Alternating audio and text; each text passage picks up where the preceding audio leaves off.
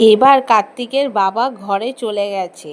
আবারও আমাদের কার্তিক সোনাকে আমরা তার মা বাবার কাছে পৌঁছে দিতে চললাম।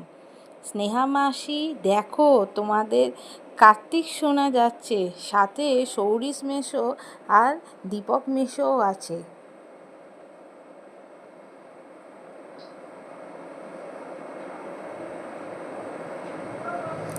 তো বন্ধুরা, এবার কার্তিকের ঘরে রেখে দিল সৌরিশ মেশো আমাদের আদরের কার্তিক সোনাকে।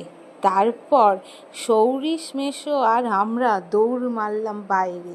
কি মজা হচ্ছিল, কার্তিককে রেখে এলাম, কিন্তু মনে পড়ল ওর মনটার ওর দিকেই রয়েই গেল। সৌরিশ আর আমিও পিছন পিছন গিয়ে দৌড় মারলাম। কি মজা হচ্ছিল।